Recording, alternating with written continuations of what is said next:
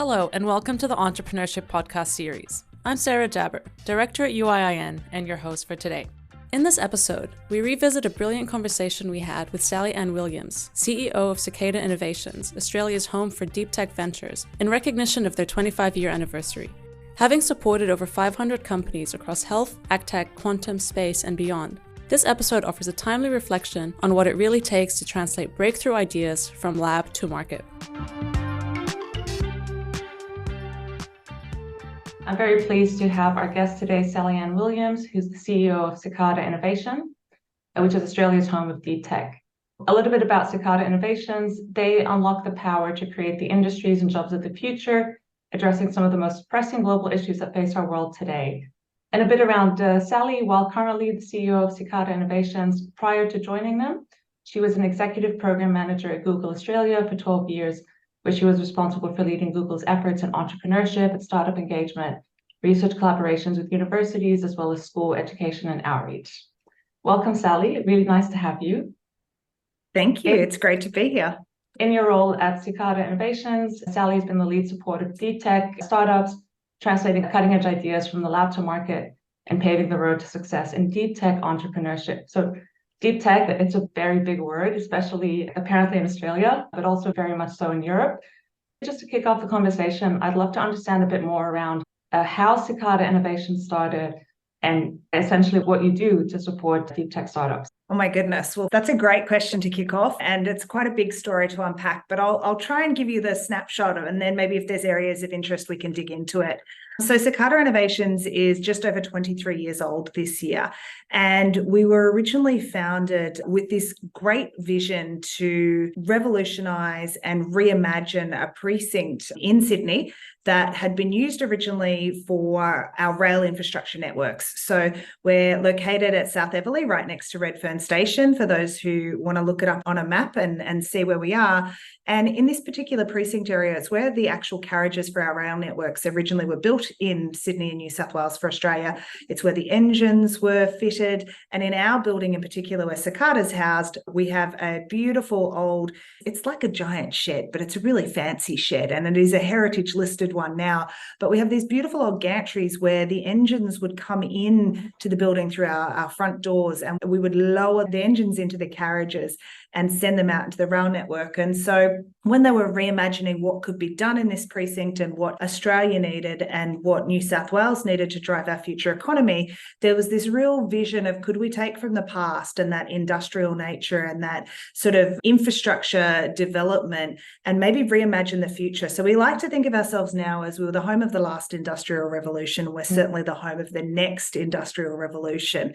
And so with that vision in mind, there was a lot of federal government and state government support from the universities and our shareholder universities, but more importantly from the local council and the people here to come together and actually create a precinct that would be a gathering point and a facilitation place and an intersecting section between industry and academia and research and community and scientists and engineers and entrepreneurs to build businesses of the future. And so that kind of was the DNA of how we were created. And 23 years later, we've got an incredible track record of it. Right now in our Sydney site, we have over 45 to 48 businesses, I think, right now, because there's a couple more that moved in this week. So my numbers are always a little bit out of date because there's always another resident moving in. About 48 businesses, and they're doing everything in the deep tech sector from in health. They do medical devices, diagnostics, therapeutics, software as a medical device.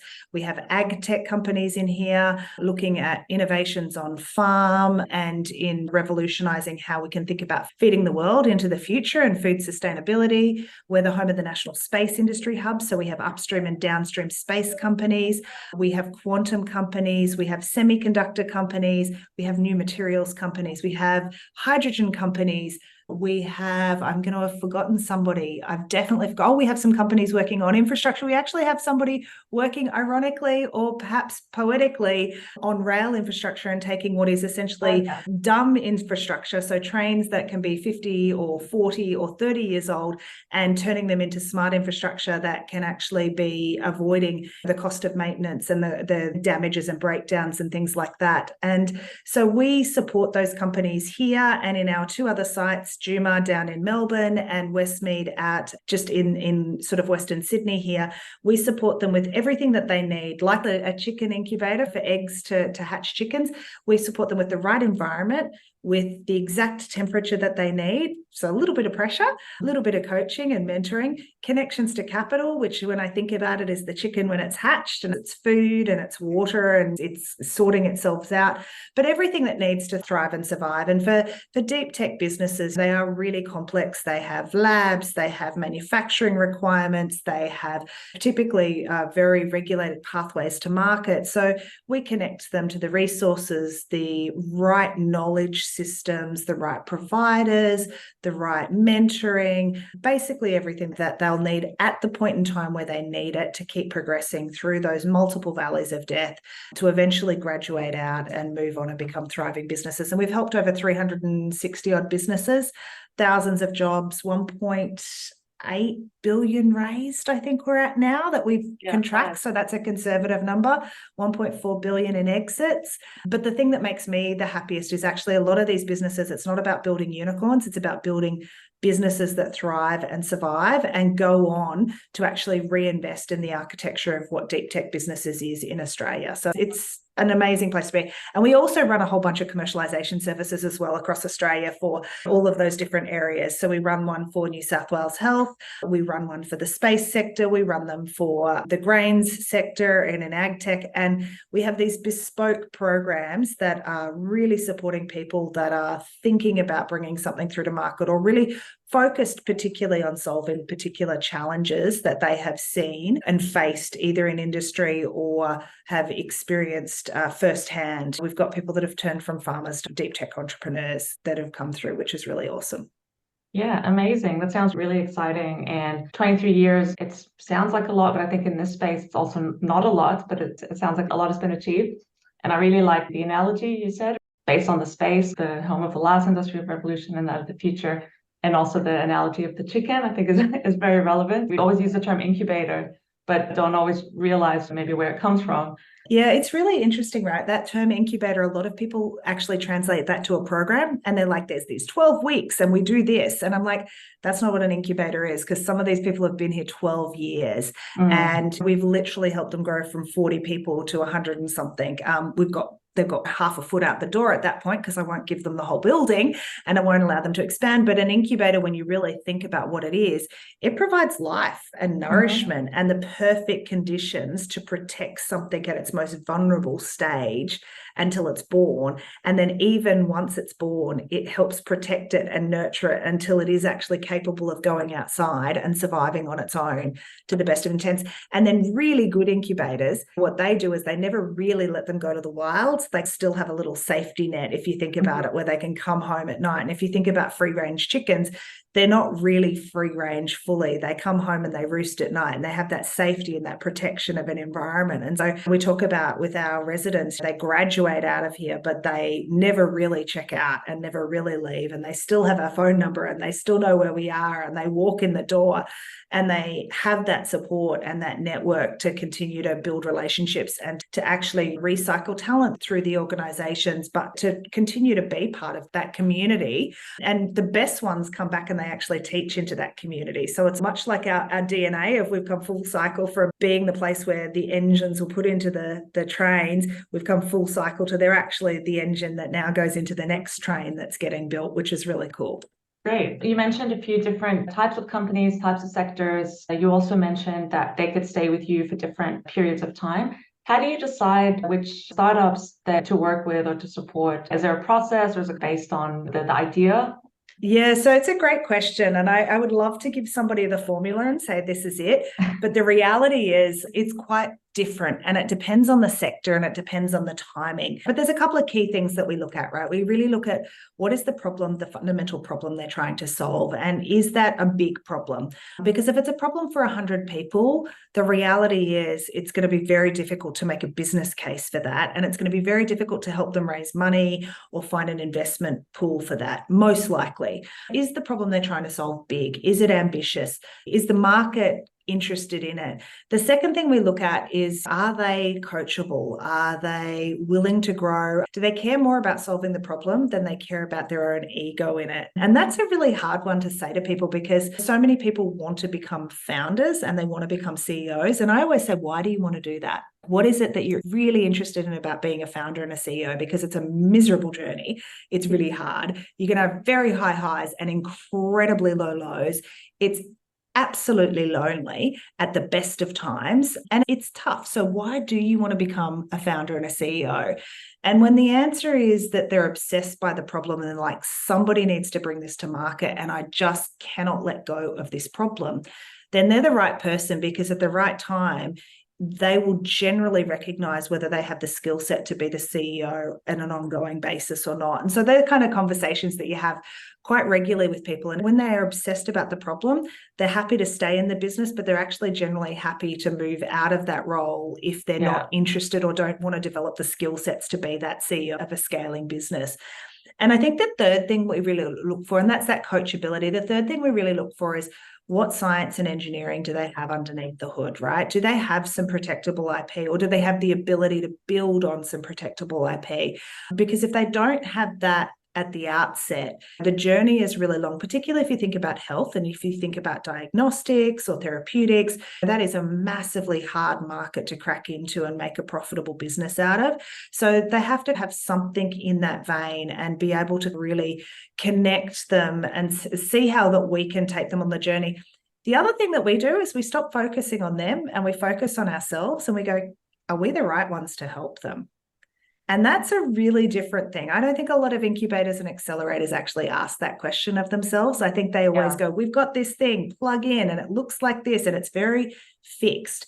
And we sit there and go, are we the right ones? Or is there somebody else that would be better placed for them? Because if our vision and our mission is about creating the deep tech future for Australia and actually building businesses, we need to know and recognize our part, but we also need to know and recognize everybody else in the ecosystem's part and play really well with them and say, we think you'd be better going here, and here's why, and let us make that introduction to this organization or this place for you, because they're going to be the right people to help you, and we're not that, but we love what you're doing and we want to support you. And so that's a very different philosophy from a lot of organizations out there who really do look on it, what's in it for me, and we sit there and we're very focused on, are we the right people to help right now for them? Yeah, those are the kinds of ways that we look about it. And every time, depending on what that answer is for each different organization that we're working with, that changes the outcome of how we work together and whether we work together or not too. It really sounds like a partnership, not like we're entering, going through this process, and then we leave again, but it's very much ongoing and mutually beneficial, really trying to add value. Yeah, we really do try and do that. And I think that's a really interesting way of framing it. And I think so often in this sector, with some of the actors that you intersect with, they're all looking on an outcome from their perspective. Venture capitalists need a return on their investment, and that's okay. Universities need a certain outcome for what they need. Industry partners need a certain outcome. And I think the best partnerships are when you have an overarching vision that you share, and there's a win on both sides of the equation. And when you have that, you can actually make it work. If it's a lopsided equation, it tends to be really hard, and you struggle with how do you actually work together on a day-to-day basis to achieve that collective vision and that collective win. Do you want to be a part of a global community where universities, businesses, and public organizations come together to solve the world's biggest challenges? At UIIN, we equip our members with the skills, tools, and strategies they need to create impactful partnerships that drive real-world change. Whether it's upskilling your team, strengthening your institution's partnership efforts, or becoming more entrepreneurial, UIIN empowers you with the knowledge and support you need. Join us today. Visit uiin.org to find the best plan for your organization.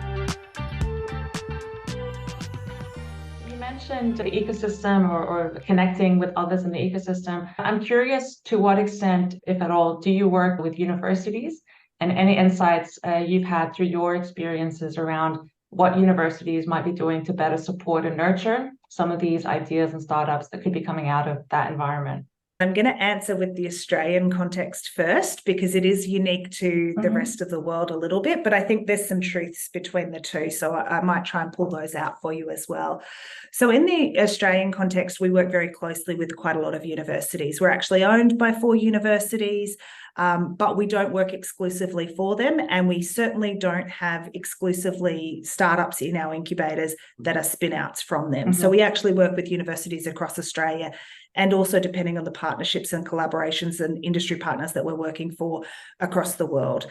And what I would say in the Australian context, I think is really powerful, and from the data that we've seen over the 23 years, is 2 things that I think are really interesting observation, is that at any given time in our incubator, only 23 to 24% of the companies are direct spin-outs from a university.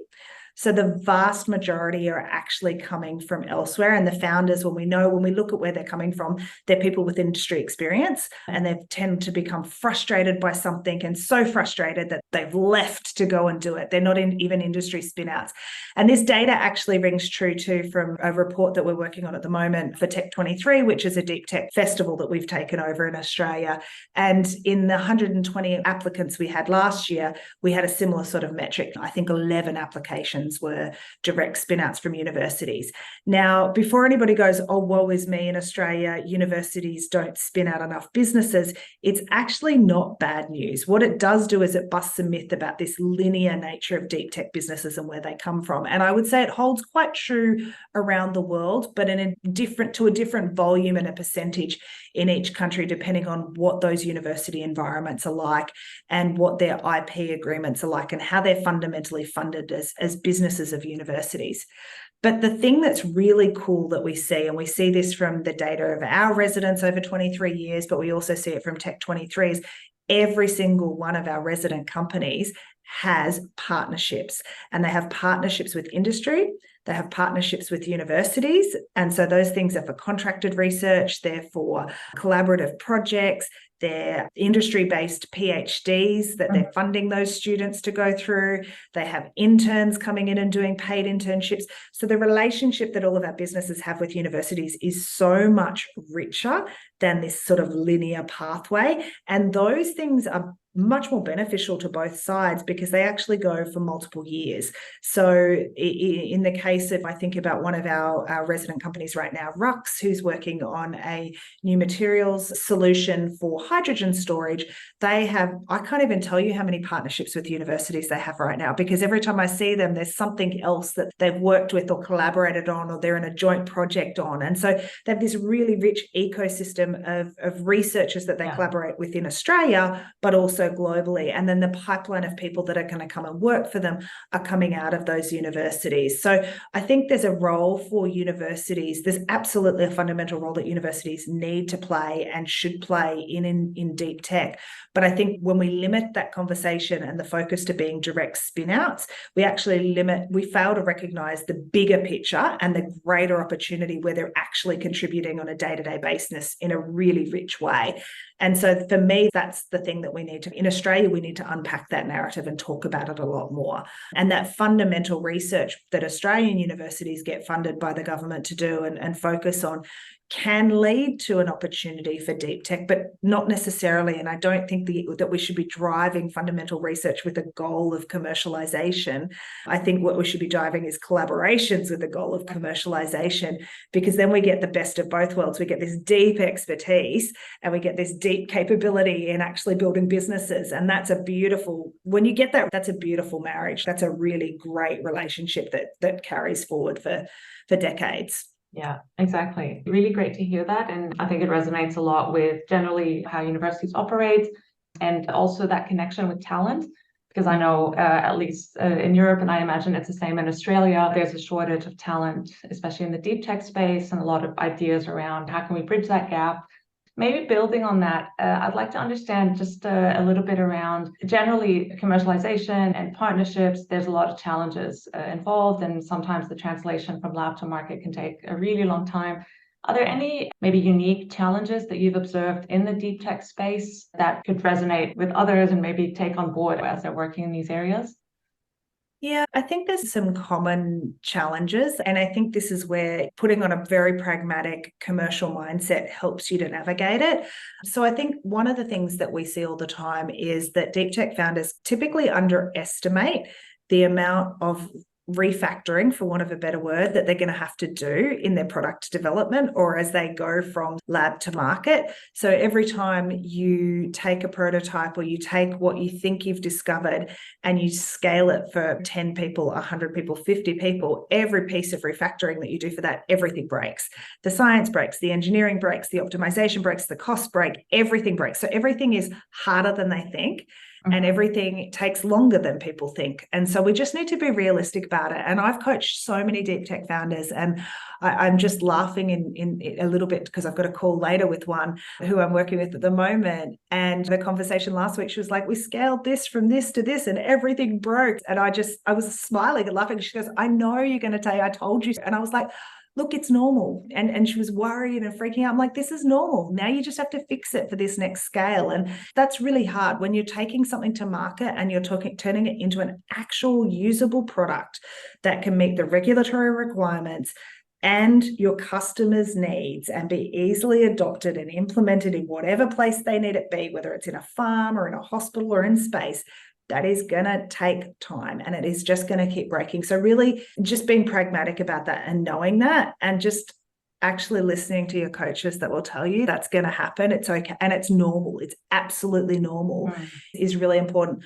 I think the second thing that we find deep tech founders often underestimate is the cost of that as well. You really have to understand where you're going to get your money from, and don't just think about your first round, but think about what it's going to take over time and understand what your strategy is to get to that place and what non-dilutive capital can you take, what dilutive capital are you going to take, how do you get strategic investors around you who are not just going to put in money, but are going to unlock customers for you and unlock collaboration opportunities, because that's a really big piece of the thinking about it. So it's a very commercial mindset about thinking about money. I would say for every scientist and engineering founder out there, please go and do a basic bookkeeping course and financial course. You do need to understand your books and you do need to understand cash flow. And really, that's something that makes you different if you can understand that. And I know that sounds simple and it sounds so easy, but so many people really wait until the last minute and they're like, I'm going to run out of money in 2 months and now I need to raise. And I'm like,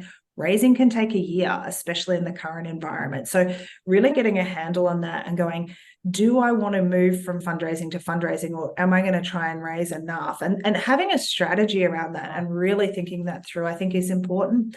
I think the other thing I would say deep tech founders religiously do is forget about who their customer is and really understanding who their customer is. So if you're in health, yes, you might be looking at patient outcomes, but is the customer government? Is it the hospital? Is it the surgeon? Is it the practitioner? Who is the person who's actually going to pay for it? Is it the insurance provider? Really understanding who your customer is in every context is important, and not waiting until you've got what you think is the perfect product to validate them with that, building in partnership with them, having that paid trial early so you really understand what adoption is going to take, and focusing on those friction points of adoption, not the perfect product that's going to have 27 features, but the thing that just solves the one big pain point they have.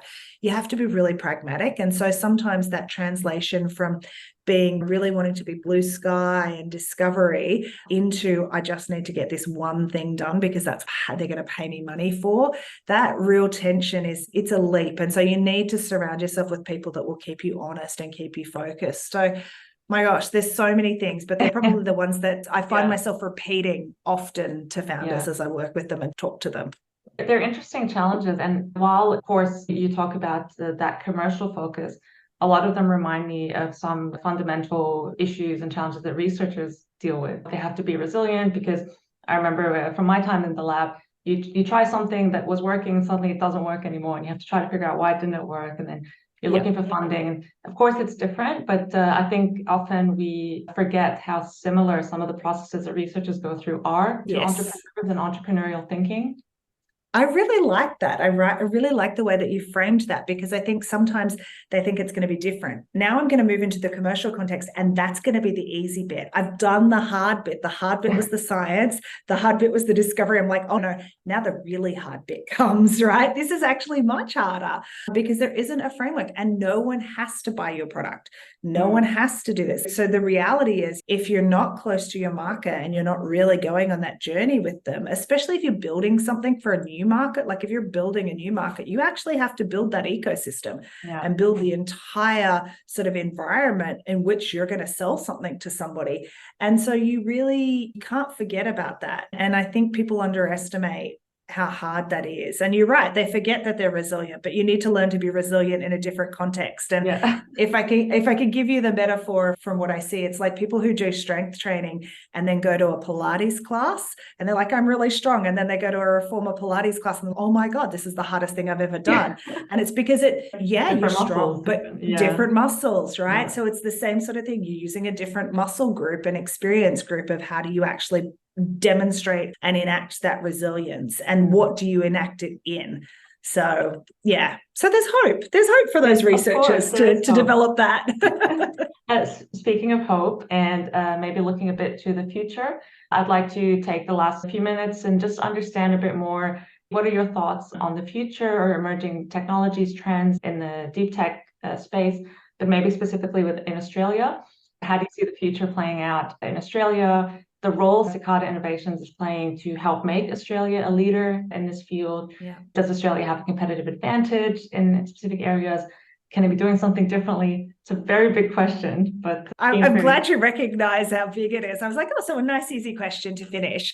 I think there's a couple of things. I think Australia's got incredible strengths, and I think we need to get really realistic about them. And some of our strengths are not just in specific disciplines, right? We know that we've got a great strength in quantum right now. We've got incredible capabilities in that. We actually have fundamental great strengths in research and machine intelligence too. I remember back in my Google days, we hired a lot of people out of our universities here into the engineering team. There's a lot of fundamental strengths there. We've got incredible strengths in automation and robotics, and part of that is deployed into the mining and the infrastructure there. So we have skills. We've got skills in biotech. We've got that. What I think we have, which is often not recognized, is we are so far away from everywhere. You really have to have a level of resilience to build a business in this country that I think is parallel to no one else in the world. Like, it is hard. It is harder to raise capital. It is harder to persevere. The population size means you have to be global from day one. No one is in our time zone that you're selling to most of the time. They always happen to be in a wrong time zone. And if you travel to them, it's a different customer in a different time zone somewhere else. So there's these fundamental challenges that build a resilience that if you can do it here, you can actually build a thriving global business. And I think we need to harness that a little bit. I think the other asset that we have in Australia is, particularly when we think about digital capabilities and software-based technologies, we are a very literate company in the sense that we are digitally literate country, and we are very good at adoption. We love trying new things, new tech. We will buy it. We love the latest shiny. We love the latest shiny in cars. Like, we want it all. We adopt it really fast. So we're really good as a test market for things. So actually, for deep tech companies that are not Australian born but are looking to trial things, we're incredible for that. We also have some of the best clinical trial infrastructure in Australia. So our clinical trials are we've got great diverse population sizes, which means you can have an incredibly successful clinical trial in Australia. So that ability to be a first point of launch for deep tech businesses and to actually think about housing themselves here, I think is really good. We have an incredible lifestyle. So I think we're really good at giving people that great balance between building something that is, and because we're not afraid to get on a plane and travel forever, where we have no fear of building a global business from where we're at. So I think there's a lot of assets. I think where we also need to play and to admit our bench strength is we're really good in various pieces of a supply chain. We don't need to do everything. So we've got incredible capabilities in this country in semiconductor design, and people don't know about it. We're actually got world leaders here. Do we do the processing here? Do we build them here? No, we're building them elsewhere. But if we're architecting and doing all the design work here, which you can do, and you can actually do all of that prototyping here, there's incredible facilities for that. That is an incredible strength. And we have that in new materials. We have that in a whole bunch of areas. And so I think there's an opportunity to really shine a spotlight on that. And where we need to get better at is connecting those capabilities to the global marketplace. And maybe we can be the supply chain marketplace of these unique capabilities and skills to the world, but actually doing those things and building them here on the architecture and the infrastructure that we have. And that's exciting. Like it's supply chains are sexy and fun. They're hard, but they're actually really interesting. And what I like about them is they're like the Wi-Fi example, right? We're known for inventing Wi-Fi, but it's not Wi-Fi itself that's cool. It's what it's enabled and what people have built on top of it. So what else can we build that people build on top of it that actually makes a fundamental difference in the world and improves human health and well-being and planetary health and solves some of the pressing problems that we're seeing? And that's where I think we should and can play a bigger role for everybody. Yes, excellent. We started by talking about physical space where Cicada is based, and now we ended with more the ecosystem, building those connections, finding the opportunities. I'm just conscious of time. I think we could, I don't know how you feel, but I could probably stay another half an hour. But Sally-Ann, I'd really like to thank you for your time and a very enjoyable discussion. And yes, Sally, any final words from your end? No, I just say to everybody, look, just remember you're not alone and be part of a community, be part of many communities, because it takes a village to do this stuff. And don't be alone when you're doing it, because everyone needs somebody else around them to help them, cheer them on, and to lift them up when they need lifting up. And to tell the truth. Oh, yeah. Absolutely, to tell the truth, to give you some tough love. Exactly. All right. Thank you again so much. And I hope you have a great rest of your day. Thanks, everybody. Bye. Thank you for listening to today's discussion. Follow UIIN on LinkedIn, and if you're enjoying our podcast, make sure to subscribe, rate, and review in your podcast platform of choice to help other people find this content too.